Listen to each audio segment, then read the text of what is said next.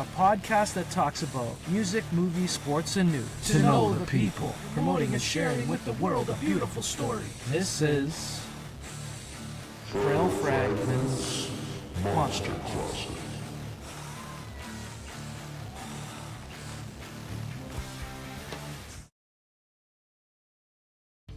Hey guys, this is the Monster Closet, episode number 77. We have a special musical guest today, Kyle Taylor from the band Death Party Playground. We played with them on September 12th at Maxwell's in Waterloo, alongside Alyssa DVM and the Red Carpet Revival. Always love being in Waterloo. I have a lot of good friends there. Good times in Kitchener. How's it going, Taylor? Or Kyle Taylor? Thank you for being with us today. You're awesome. Thank you. How are you? Yeah, I'm good. Just got up an hour ago, so fresh off the press. Here we go. Nice. Are you so you stay out late or you stay up late? Yeah, I just stay up late. Okay. Always have. Nice. Yeah, I stopped kind of staying up late once I got married, I think. Like I was living with my parents until I was about 32 maybe. And, there was a lot of waking up at 1 p.m. and now I have like 2 kids and a wife. I'm 42 now. I'm still kind of chiseling away at music, I don't think I'll ever give up music. It's something I'll pay into. It's a hard thing to do, and it's a hard thing to play shows. And, I kind of celebrate that and, with sacrifice of like driving to Waterloo and playing for a half an hour, finding out you had to play it for a half an hour. And, I had a lot of like just stress on me from the Maxwell's kind of threatening to cancel the show and everything. And it's just like, you just have to take a step back and, after all of the practice and all of the driving and everything, it gives me a chance to meet a band like Death Party Playground, who you guys seriously impressed me, man. And like you've been, from what I hear, I could be wrong, you were touring, I guess, in the summer across the States with another band? Or were you on vacation? I was gone, no, I was just, I was gone all summer, playing with Duff Thompson and Steph Green. Nice. Playing bass in Oregon and singing backups. Yeah. And that was across the U.S. It was I was pretty wiped by the time I got back home. I bet. Yeah. How many shows did you guys play? I think 27. Oh, wow. Maybe something like that. Okay, and I checked out that project, and it's amazing, man. Like I like what you're doing. It's very different, and I didn't think I would be like when Death Party Playground played. That's kind of not what I was expecting, but I was pleasantly surprised because I don't hear music a lot like that, playing the circuit, and I've played with like thousands of bands, and you guys do it really well. I can't really say who you sound like, like who are some of your influences like coming up? Well, thanks for saying all that. Yeah, no problem, man. I guess off the top of my head, which is the best way to do it, is just, I guess, Springsteen, Bob Dylan, Arcade Fire, John Prine, The Cure. That's a start. I would strongly suggest like people listening to check out Death Party Playground. Their live show is really cool, and I'm just a big fan of you, man. Like you feel music really like deeply, I think. I was telling my guitarist, and again, if our paths were to never cross again, like playing shows, I was just so happy I got to check you guys out. And all the best to you're a rock star, bro. Like you can so yeah, like good luck with everything you're trying to do, and congratulations with all of these projects. Just out of my curiosity, how do you set up a 25 gig or 30 gig show across the US? Well, that's a better question for Duff and Steph, because they set the whole thing up. I just kind of got the call to to supplement the missing instruments. But, Are they from Waterloo as well? They live in Ottawa. Okay. They're Canadian, but they landed in Ottawa, but they were in New Orleans for a while. They actually only ended up in Ottawa because of the pandemic. They were coming back to get their visas renewed, and then the border shut down. Oh, wow. Yeah, so they went through a time, and then just coming out of that, we just did the 2 tours. But as far as I know, they set everything up kind of themselves. So it just takes months to get it together. Wow. And, yeah, I've had the luck. I'm the guy that kind of like books all of our shows, and between 2007 and 2011, Frail Fragmented like 350 shows. We're playing like all the time. But now it's a little bit different because we all have families and we're older and stuff, but we love music, and we're, I think we did 8 to 10 shows last year. It's in and around that. So we want to kind of, do Guelph and Hamilton and this and that. We just don't have a budget to, be playing on the road all the time, right? So, I mean, there's no right answer to how to go about doing things, but this is kind of what's working for us at the moment. We're getting back into the studio. We're doing album number 6. We got like 70 songs. I don't know if the songs we picked for the Maxwells, because it was more like heavier, I guess, but we have a lot of softer stuff too. I wish we could have tapped into within that half an hour, but who's to say we don't do another show again, right? And together, and we could. I have a lot of softer things that I would like, softer type of music that I think would complement you guys a lot, and vice versa, right? So regardless to say, I think I really dig your sound. I wrote down like Neil Diamond and Bob Dylan, because it's kind of like, yeah. So, I mean, yeah, cool, man. What are your plans for talking about Death Party Playground? What are your plans for Death Party Playground now that you've touched down back in Kitchener-Waterloo? I have 3 songs that we started recording in May of last year, and then, we just got kind of just tied up with everything. So I intend to get those finished, and, they're just 3 catchy pop tunes, and then I just have like a little bank of demos that I've been kind of kicking around for maybe 2 years, and I sort of want to like kind of one by one just kind of finish a bunch of those. Cool. That's pretty much it. Gonna try to book some more shows just around Southern Ontario for the time being, but I guess I'm more focused right now on just getting material out. I haven't put anything out since 2022, so Same. So yeah, like I'm jumping back on the horse, and like I'm in the studio Thursday.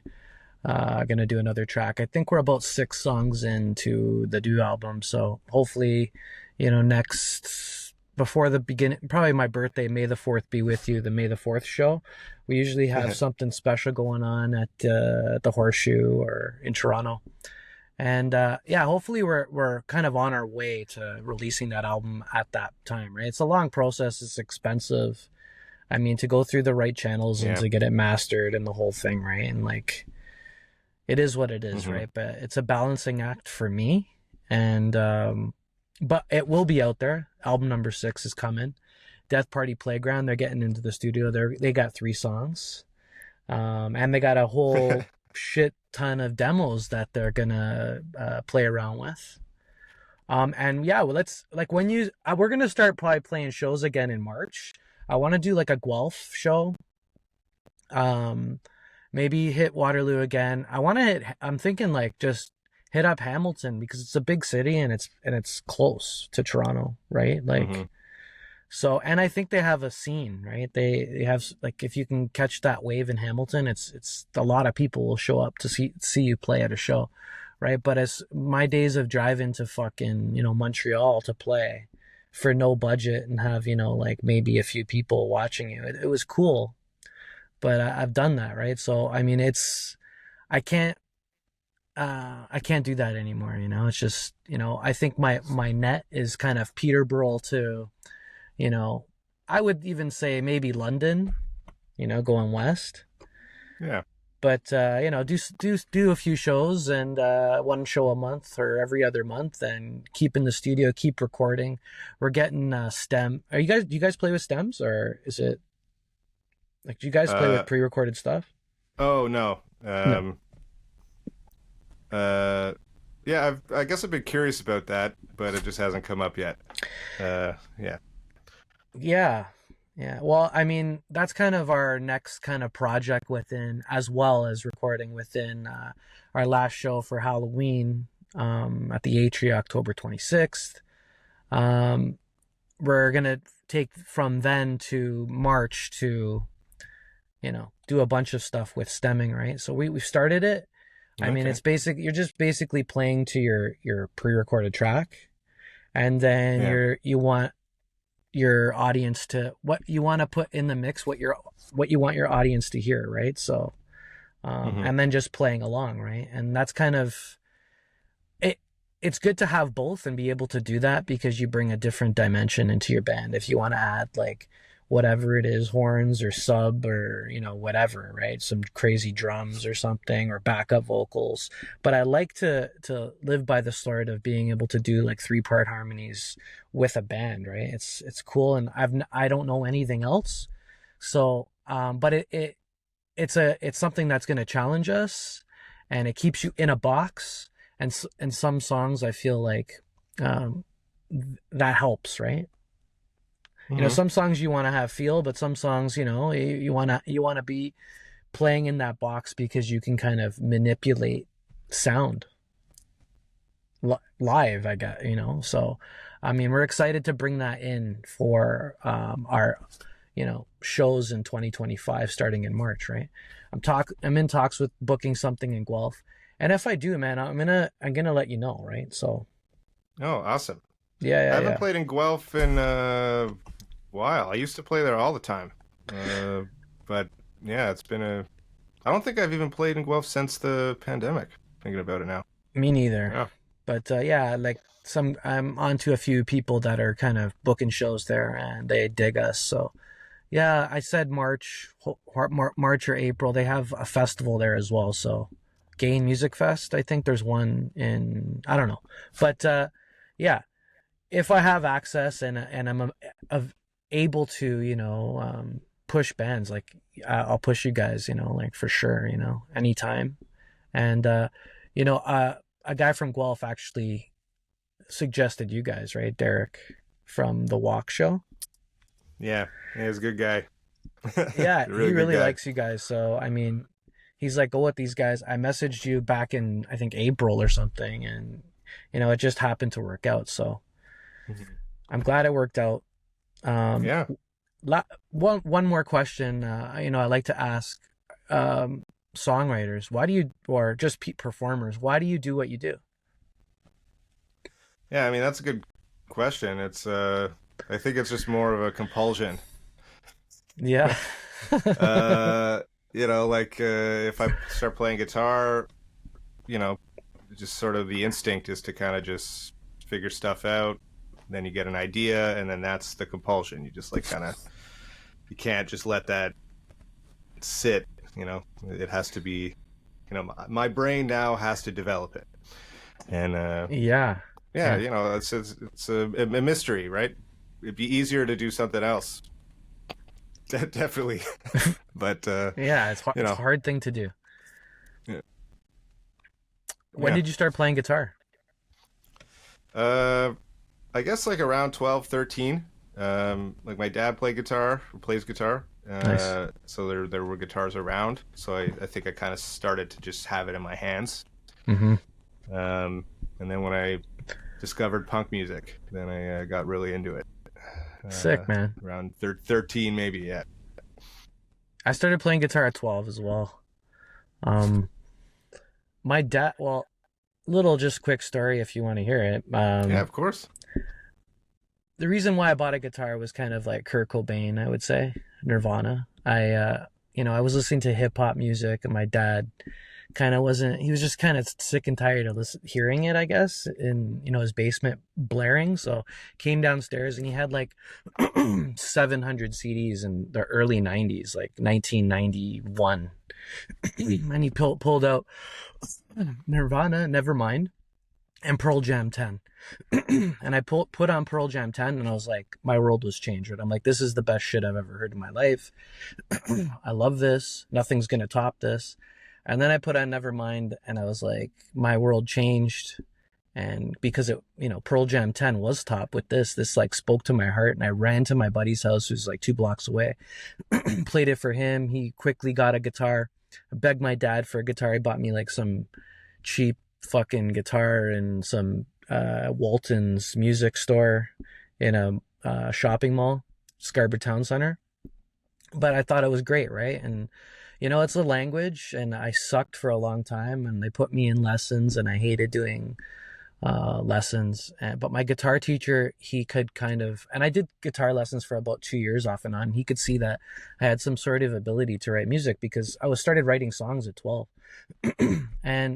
But still things didn't really make sense, and I still didn't have that like music language breakthrough until some guy I met who just knew all the songs I loved. And he taught me a few things, and then boom, like everything just started making sense, and I just became a lot better than, you know, I did. And started a band, and we were playing shows in downtown Toronto at 14 years old, right? So that was pretty cool. I mean, yeah, I owe it to, I guess, Kurt Cobain is kind of my guy that did that for me. But I mean, I went down the rabbit hole with music, right? I got into like every type of music. Well, not every type of music, but a lot of different types of music. And yeah, I just really nourished my musical kind of eye, right? And yeah, 6 albums later, 2 kids, a wife, I'm still doing it, right? So and I don't think I'm gonna really stop. And it is a compulsion, and I have something that, you know, kind of correlates to you, because it was weird. I had to shut off kind of my head with writing music. And if I had something, because I would just become obsessed with, you know, figuring things out and arranging and the whole thing, right? But I find that the best stuff usually comes really quickly. And my new process is just sing melodies into your phone, right? Sing melodies into your phone, because you're gonna, there's so much music that I've lost. And so that's kind of my way of doing it. And I ended up scoring a movie during the pandemic, and I went into my phone and I got so many ideas for this movie. And it was basically 10 years of music that I would, or melodies that I would sing into my phone. And now I have this creative itch again, where I'm just like, I'm writing again. I never thought it would start up again, but it's kind of like taken part of me again, where I wanna do this again. I wanna like push, but it's a lot of energy to get up and go into the studio and work 40 hours a week and book shows and practice and fucking take care of 2 kids and be a husband. And you know, like, holy shit, right? So I mean, I think I'm obsessed with working as well. So yeah, I'm a mess, man. That's why I'm in therapy, and therapy's helped a lot. You know, it's given me it's given me the awareness to know that I don't need the validation from playing shows, because I think that was a big reason why I'd play shows, was to be validated, to show people that I was good enough to love me. But you know, it's changed now. Getting older, and now that I'm in therapy, and it's taught me to appreciate the moment. It's very hard to do. It's very hard to get along with 4 other guys and play in a band and jam and write music and book a show and bring people and get there and be in the lights and just everything for that moment. And I think it's to be celebrated, man. Like that's awesome, right? And if you don't like that process anymore, then, you know, you got to take a break, or it's not for you, or, you know, that's okay. You know, It's okay. It's just not your journey. But that's kind of where I'm at now. So just rambling, bro. It's good advice to give anyone who's starting this out, that, you know, not to make it sound too simple, but basically if you're playing a show, the like 30 minutes, an hour you're on stage is like the payoff. Yeah. But it's like so many more hours of stuff that like made that happen is not necessarily pleasant. Like, you know, like rehearsal, driving to get to the place, tearing down all your gear, loading heavy stuff into a van in the winter, which happens, you know, driving to whatever other city, getting it out of the thing, waiting around to play. Where do I put my stuff? Do you have a DI box? Like all that stuff, you know. Then you play the show, you get your payoff, but like if that's not enough for you, you know, you shouldn't do it, because that's the bundle that you get back, right? So well, people like think they're going to be rich and you know? be a millionaire, right? Like that's the whole. That's if you're in it for to be rich with money, you're probably gonna even if that does happen to you, and you strike rich, you're gonna have a lot of fucking issues with that money too, right? You're probably gonna get into some problems, right? So you really have to be in music for the right reasons, right? If it's for money, I mean, you're not gonna be a happy musician. You're gonna be like an ego fucking centric maniac with drug problem, probably. You know what I mean? But I mean, that could happen to anybody. But I mean, you really need to reassess why you love playing music. You know, and yeah, it's always gonna evolve into something more stronger. And if it doesn't, and it's okay if you decide not to fucking ride with that horse, right? Because it's a hard business, man. Yeah, definitely. You know, maybe you'll make money, but it's probably not going to. You know, again, it's just like, do you love to play live? Then, you know, if you do, then it is enough. You know, like I'll do all the things you got to do to get that payoff. You know, perform it. I mean, and I feel like, of course, yeah, sorry. Well, just I have to mention, like, of course, like the community, the people you meet. You know, if you have a good bandmates, you know, like all that is a payoff as well. It's a very warm connection that can carry on maybe your whole life. You know, but I was just saying, like, if you take the practical, like the very specific things that you have to do to get from home to on a stage to play 30 minutes. It's like so much more work to get to that stage than it is to play the set. So you really have to like love that 30, 40 minutes for it to be worth it for you, you know? Yeah. For sure, man. Thanks for putting yourself out there today. We're gonna log off. deathpartyplayground.com. Kyle Taylor from the Death Party Playground. Check them out. I mean, they will not disappoint. Next show they're playing, follow them around. I mean, I'm going to definitely catch them again. I could vow to you that we will see each other again in person. Thanks for thanks for putting yourself out there. Is there anything you want to say and promote?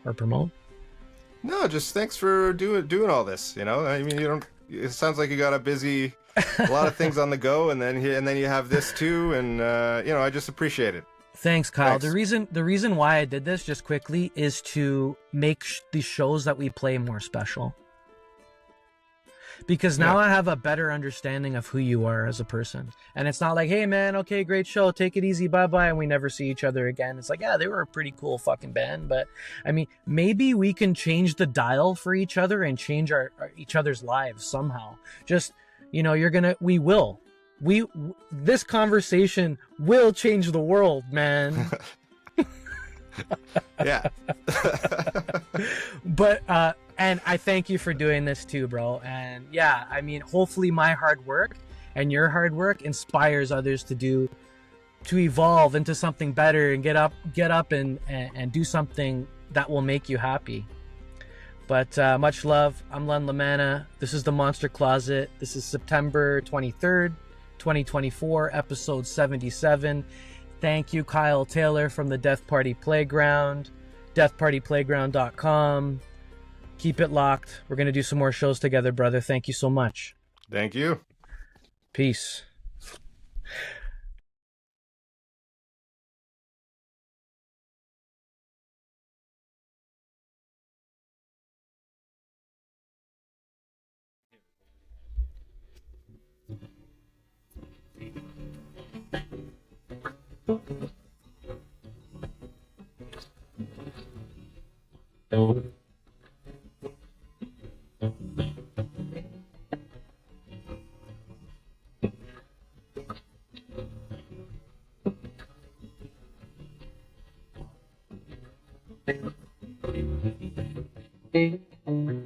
Tell me what you know deep down low.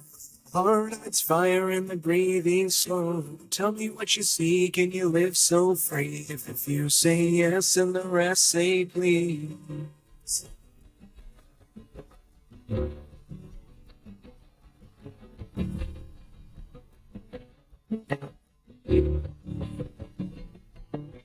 Tell me where you are, cause it ain't so far. East to west, I'd guess anything to the stars. They sing songs slow at the deep down road, cause the time don't matter when the melodies got flowing. Seems fine, I guess.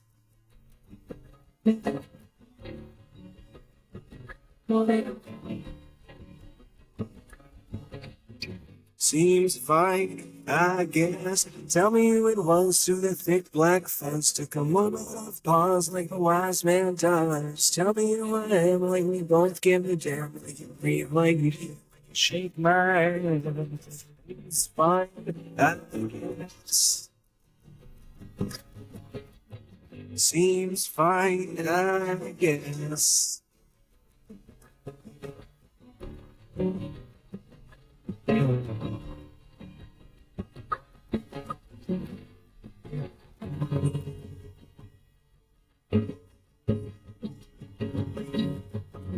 Looking for answers.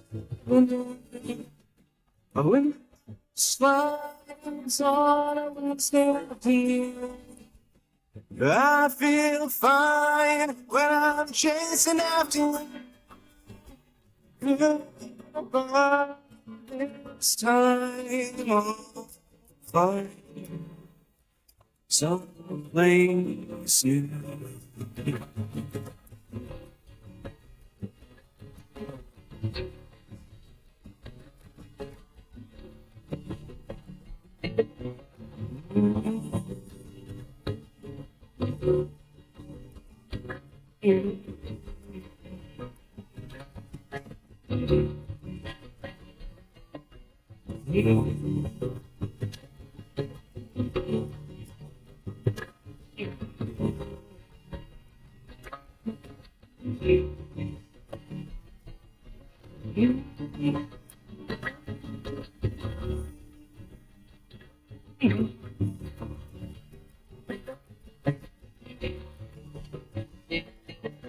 You